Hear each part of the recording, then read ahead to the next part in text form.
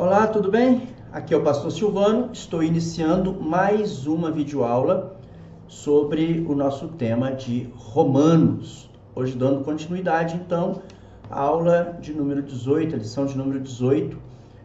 Fizemos a primeira parte, agora trazemos a segunda parte.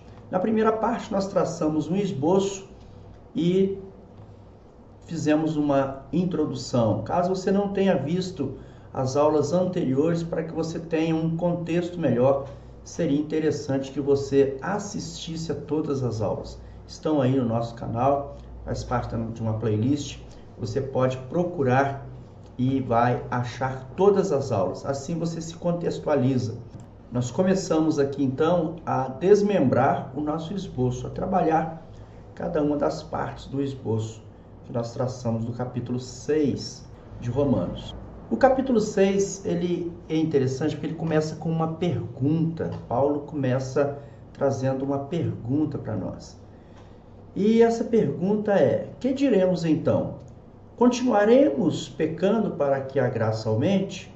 Por que Paulo faz essa pergunta? Na realidade, quando nós tratamos do capítulo de número 5, nós percebemos que Paulo enfatiza a questão da graça. Paulo demonstra que nós somos justificados através da graça. Não há outra forma, não há outra maneira. Ele enfatiza isso de tal maneira que alguns podem até pensar que se Jesus nos dá e nos garante a vitória pela graça dele abundantemente, então alguns podem pensar, então eu posso continuar pecando? Eu posso pecar porque a graça me garante a salvação, a graça me dá a oportunidade de viver uma vida de salvo. Então essa é a pergunta que Paulo inicia o capítulo de número 6, né? Só que a pergunta aqui, ela é colocada de uma tal maneira que até parece que ela é piedosa. Em outras palavras, já que estamos justificados, salvos para sempre, então não precisamos mais nos preocupar com o pecado. Ou seja, posso pecar, eu posso fazer o que eu quiser. Este questionamento, ele não é apenas lógico, ele é também natural, pois afinal pecar é bom, pecar é gostoso. Quem é que não gosta de fazer algumas coisas que até hoje em dia são consideradas quase que normais? Vamos admitir que pelo menos momentaneamente é bom, é doce, é excitante. Fala a verdade. Quando você, com aquele ímpeto de justiça, não quer colocar a pessoa, uma pessoa no seu devido lugar. Quando você acha que você tem senso de justiça correta, ao ponto de colocar cada pessoa no seu devido lugar, será que isso não é gostoso e não é uma forma de pecar? Quando fofocamos, quando falamos da vida alheia, quantos não gostam? Não tem isso como um hobby, não tem isso como algo que é prazeroso?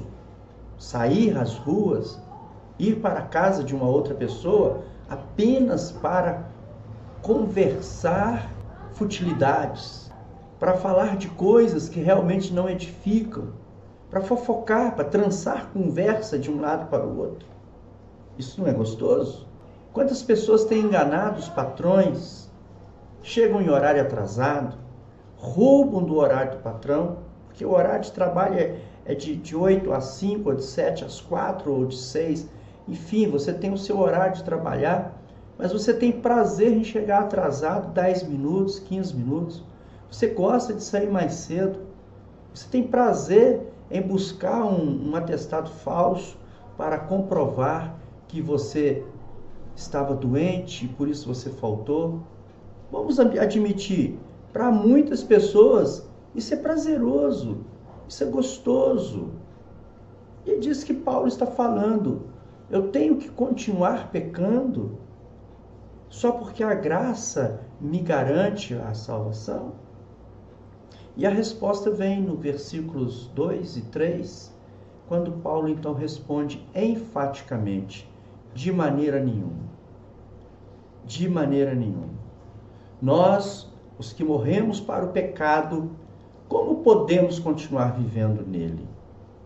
Ou vocês não sabem que todos nós que fomos batizados em Jesus fomos batizados com a sua morte.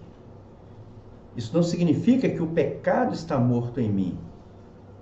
É falsa a ideia de que uma vez salvo não peco mais. Não existe isso.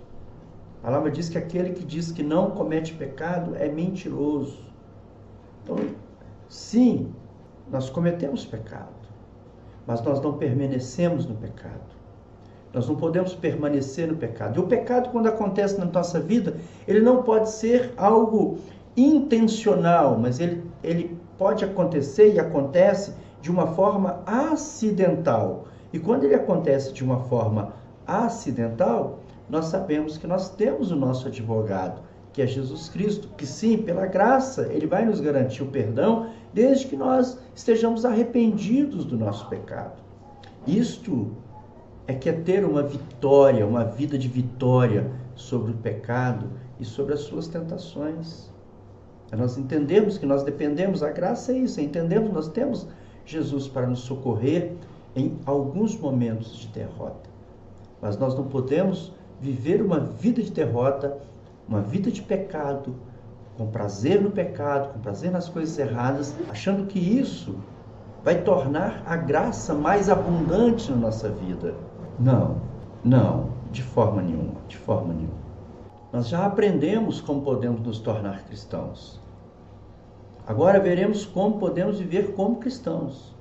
Uma coisa é aceitar o que Cristo fez por você. Outra é experimentá-lo de maneira pessoal e real. E assim, o capítulo de número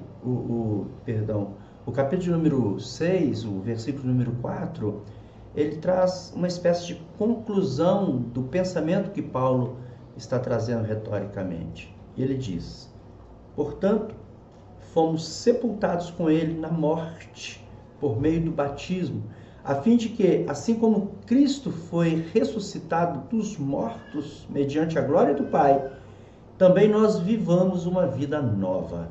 Vida nova é o que nós precisamos. Então, uma vez que os amados do Salvador estão nele, sendo a relação muito estreita e inseparável, segue-se que este alvo estava incluso no propósito de sua ressurreição, para que vivamos uma nova vida. Vida esta não mais dedicada ao pecado, mas à glória do Deus Trino. Assim diz William Hendricks. Nós estamos mortos para o pecado. Nós sepultamos o velho homem. E se queremos viver em Jesus Cristo, se queremos viver debaixo dessa gloriosa condição que Ele trouxe para nós, nós precisamos assumir a nossa identidade cristã e, como cristãos, não desejarmos mais o pecado. O pecado não pode triunfar na nossa vida. Então, que abunde a graça sempre em nossa vida, mas não mais por causa do pecado. Que Deus te abençoe. Essa foi a aula de hoje. Essa foi a segunda parte da lição de número 18. É só aguardar que nós estaremos trazendo mais aulas dentro deste capítulo de número 6. Temos bastante coisa ainda para abordar e para aprender dentro desse capítulo de número 6. Um grande abraço, Deus abençoe e até a nossa próxima videoaula, se Deus assim nos permitir.